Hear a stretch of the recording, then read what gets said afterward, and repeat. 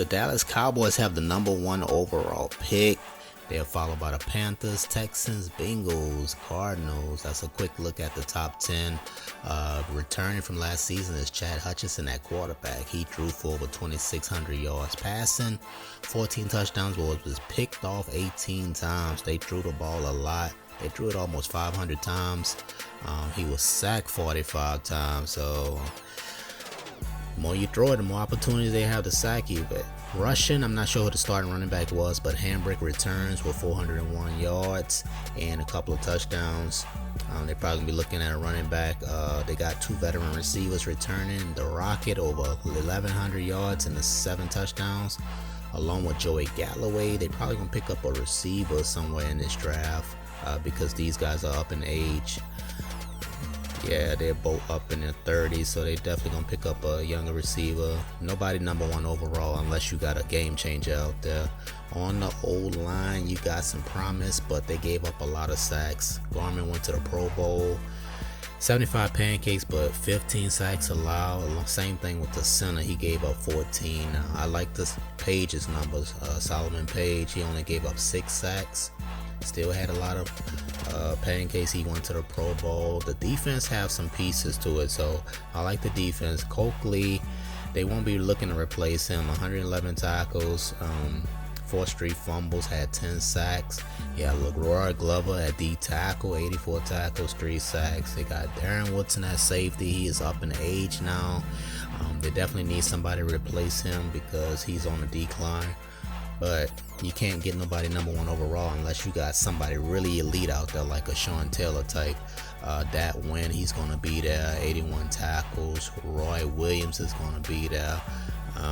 They got an up and coming. This is a developmental player, another D tackle, Brandon Noble.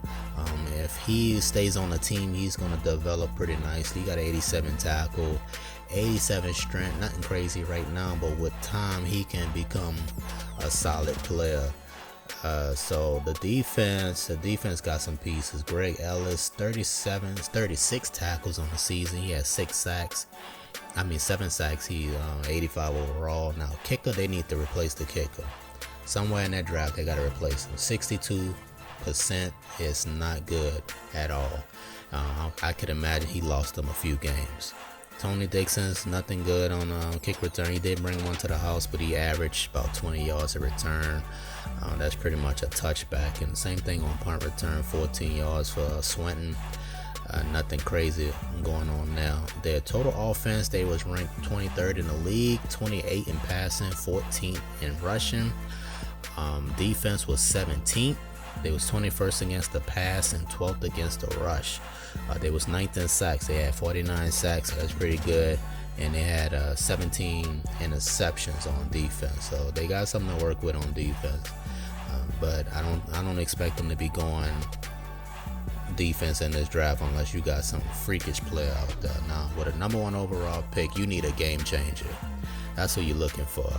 They could use a quarterback if he's there. Like, I will look at Vickers, but the fact that he's projected, he could possibly fall to the 2nd round. I would be cautious with this pick and look at Neely. That 4.76, not as fast as I would like it, but it still looked like a safer bet to go with Neely. I mean, you got Payton, you got Harvey, all first rounders they're looking at.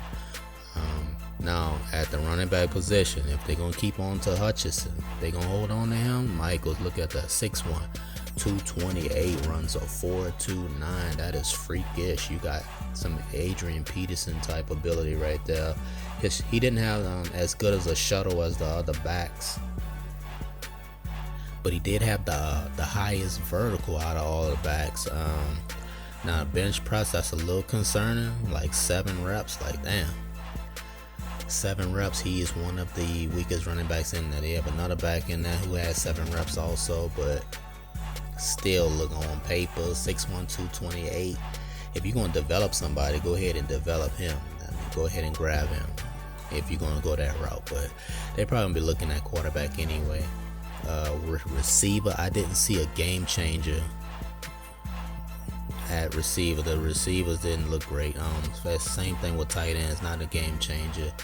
On the offensive line, they can bypass that because they got a pretty solid O-line for now. Same thing with defensive end. Like if they had somebody who was running like a 4-3 on defensive ends, that was just a freak of nature, I would say yeah, do that. But pretty much on the defensive side of the ball, nobody I saw, not in linebackers either. Now, if they're gonna go somewhere, look at this corner, 6'2", 208. You could have a player right there. You might have one right there. If you're gonna take any defensive player, I would look at Lewis, that cornerback. Safety, they can get somebody in later rounds. Kickers is there, but let's see who the Cowboys decide to take. With the number 1 overall pick, the Cowboys take Payton. So they skipped over nearly and took Payton, senior out of Ohio State. Played a couple years. He started a couple years for them. I watched a few of his games just to see how he was as a player. Now he's a pure pocket passer. He will step up and run for the first down if he have an opening, but he's a pure pocket passer. Now the best thing I noticed about him, he likes to get his tight ends and fullbacks involved in the passing game, so you're not gonna be able to key in on him like he just throws to the receivers, because he don't. Now he has a very strong arm. He likes to push the ball down the field, but the knock on him, he is reckless. He will throw into double coverage, triple coverage, quadruple coverage. He trusts his arm a little too much. You're gonna see on this play right here, he's very exciting but very reckless at the same time. Sometimes he makes it work, sometimes it just looks bad out there. But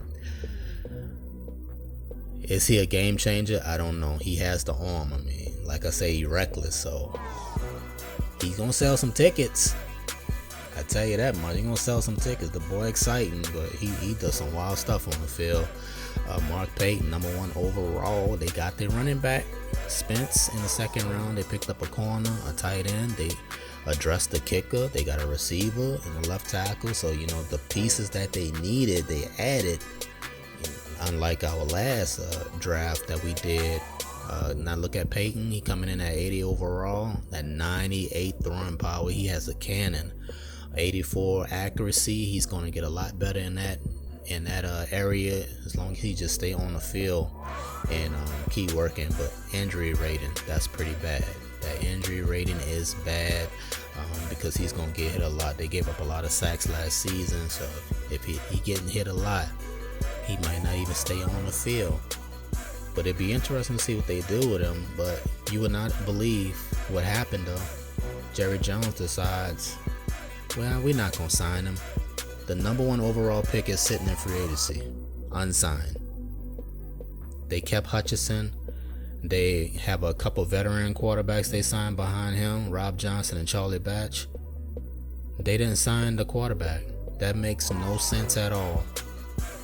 80 overall, he would have been most likely the starter. That's what I'm thinking. So I simulated the preseason to see if somebody picked him up. He goes down. He's now 79 overall. Nobody picked him up. So I simulate week 2. He's still there. This is crazy. I'm like, somebody's going to pick him up. So I'm just waiting to see where he's going to go so we can get on with this man's career. But I'm simulating. We go past the trade deadline. He's still sitting up in free agency. This is crazy. This is not happening. So I simulate further down the season. We passed week 12 now. We're going into week 13. He's still in free agency. What is going on? I simulate the rest of the season because I know somebody need a quarterback and everybody's skipping over him. So what's going on with Mark Payton? Cowboys finished the season at 6-10. So it's not like they was good without him. They wasn't. The Eagles go and win the Super Bowl 44-17 over the Steelers. So we move into year 2. He's a 74 overall now. The man is declining, just sitting at home. Still in free agency. Best quarterback available behind Cordell Stewart. So I know somebody gonna pick him up, right? He got to. I looked at the Cowboys first. He ain't there. Nope. But Hutchinson went up to 80 overall. So they feel like they good with him. I find him at Houston. The Texans picked him up, but he's playing behind former number 1 overall pick David Carr. That's not a good place either. So I thought I was going to see him in preseason. Carr, the Texans don't play their backups in preseason. That's crazy. So we finally get him in the last preseason game. only because Carr got injured versus the Redskins, and this is all you got, bruh, to show what you can do.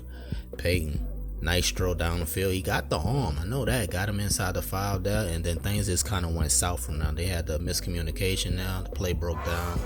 Payton throws a dangerous throw here. Could have went pick 6 the other way. Then he throws against Champ Bailey, and they have the completion, but out of bounds. But Payton thrown to the end zone again, and they turnover on downs. He would get one more opportunity. They are down 27-0 in this game. Drop pass by Bradford. Then Payton, time to throw. He would have a completion there. That's a first down. Payton has enough time, has a completion again. That time is Jabbar Gaffney. So now he's on the move. This is best work right here. Has a completion downfield. Nice catch and run. Under 2 minutes now. Payton throwing to the sideline. He can do it because his arm is strong. Under 2 minutes. Payton on the run. We're getting bad. Pass batted down. Payton 3rd and 7. Throwing the triple coverage. Not going to work. And then 4th and 12. He didn't give him a chance. That's a bad decision. He'll get better with time. 75 overall. This is his preseason stats. 9 of 20, 124 yards. Nothing special. So we go into the season. Couple weeks. Didn't play. Week 3. Nope. We go into week 4. He didn't play. Finally, week 5 against the Jaguars. He gets in the game because Carr goes down with a bruised ankle. And he threw the ball a lot. 39 attempts, but only 189 yards. The Texans couldn't run the ball either. They didn't look too great. He threw 2 touchdown passes in this game. You see the completion to the fullback right there. Had 20 completions, but do you like those numbers? I don't really like those numbers as far as like number 1 overall, and then trying to get the attention of your head coach or possibly another team so they can pick you up or request a trade. I mean, he did push the ball down the field, but they lose 34-17, and they go to 0-4. This is a year 2 stats. He threw for 352 yards, 2 touchdowns, and the pick you see right there went back to the house. The Rams went to the Super Bowl that year against the Jets, and the Jets faced the wrong team in the Super Bowl. Them Rams was sick. We move on to year 3, still number 2 on the depth chart. He is 76 overall, and we get to see him in week 3 because this time Carr with a broken thumb. Now he's going to see real playing time. He came in week 3, 9 of 16. It was nothing great. 45 yards, a touchdown, no interceptions. He was sacked once. You see the touchdown right there. Week 4 versus the Lions. This is his first career start. We pick up from the 2nd quarter. Down by 7. You see a completion now. Tough throw, tough catch. Completion to the outside to Gaffney. I'm going to try to get as many highlights on him as I can because I don't know how often we're going to see him. His career looking kind of shaky right now. On his play action pass number 56, bro, hella strong. Great rush. He went down there, but this time they gonna make up for it. He has a completion to Bradford. Bradford will pull away the nice yards after the catch. Ties the game up at 7, but Payton, strong arm, gets to the outside. He can throw those out routes at will. Downfield now, he has Gaffney again. That's his favorite connection right there. He has the fullback here, just shy of the first. Quick throw to the tight end. 3rd and 10. The inside the 20 has a completion to Bradford. They're looking good, but then things go south. This is his college habits. That's bad. I told you it's not going to work in the NFL. That's just too risky. He gets picked off there. 3rd quarter, he has completion to Gaffney again. That's going to take us into the 4th actually. Still down by 3. He has a chance on this drive to take the lead or tie it. Payton, completion to the tight end. He would get him across midfield. Payton try to hit the tight end. He dropped one. He's going to drop another one on this play. They punted away, and he will get a chance later in the 4th quarter. Less than 2 minutes remaining. 4th and 13. This is it right here. Got to do something. He will go down the field, and he overshoots the receiver. He had a chance to do it. He didn't pull it off. 156 yards passing, 1 touchdown, 1 interception. What you think about that performance? You think he gonna get somebody attention with that? 13 of 27. Oh man, you ain't gonna keep Carr on the bench like that. Week 5 versus the Jags, they get the W, but Payton played like a game manager, really. He did a lot of check downs to the running back. He was getting the ball out of his hands quick. You see it. He didn't even throw for 100 yards passing. He had an opportunity to get in the end zone on this play. Nice throw, but just out of bounds. And it was just nothing special. The Texans ran the ball really well against the Jaguars. And I guess he just didn't have to throw the ball that much. But just the numbers, you trying to get up off that bench as the number 1 overall pick. And making yourself at least trade worthy. I don't think that's gonna do it, but he made some nice throws. I wish he would have hit the one to Bradford in the end zone, but that's his year 3 stats. 2 touchdowns on the year, 432 yards passing. That was it, man. The Rams went back to the Super Bowl and lose to the Colts. And we move on to year 4. He is a 78 overall now, getting back where he started, getting close there. Number 2 on the chart still. This is his whole season. This was his best season, really, statistically. 408 yards passing, 5 touchdowns, only threw 1 pick, and he wasn't sacked. But just not enough to put Carr on the bench, because as he progressing, Carr is getting better also. And he probably should have just requested a trade at this point. He should have, because it's not looking good. The Rams went back to the Super Bowl that year. They lost to the Chargers.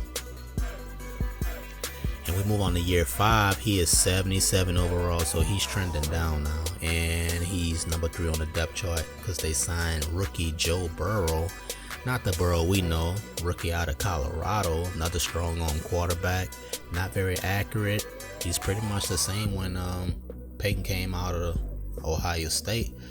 But even though Payton is rated higher, they put him on the bench. So something is definitely going on with this character. I don't know what's going on, but something is wrong. Everybody passing up on him. The Eagles won the Super Bowl again. Year 6, he's a 70 overall. It's just looking bad, bro. And Joe Burrow's getting good, so he didn't play that year. The Colts won the Super Bowl. He didn't play a single down. Year 7, 64 overall. The arm is going down. The accuracy just looks horrible now. 40 speed. Looking like an old man out there. He played a little bit. Drew for 66 yards and a touchdown in year 7. That was it. The Cowboys won the Super Bowl before this man found a starting job. So it looks like Jerry won on this pick for whatever reason. It's year 8, 62 overall. Number 3 on the depth chart. Payton, just not, I don't know what's wrong, bro. The Vikings won the Super Bowl that year. 57 overall in year 9. He's still number 3 on the depth chart. And Joe Burrow went on to another team. Payton is playing behind a quarterback that don't even have arm strength. A 69 arm strength. Like, man, the Texans actually went to the Super Bowl that year and lost to the Falcons. So it's like, I don't know what to say about dude. Year 10, he gets signed by the Rams. He's number 4 on the depth chart. He's just pretty much a veteran presence in the locker room at this point because 36 speed, he can't even move. Saints won the bowl, and he decides to retire. 52 overall, 31 years of age, and the ratings just look horrible. What y'all think about this man's career? Obviously, he's a bust, but is it his fault? Did he get blackballed? What happened with him and Jerry, man? Let me know below. Let me know what y'all think about this, bro. Look at his ratings, his career stats. I mean, some dudes get that in like 4 or 5 games. That's crazy.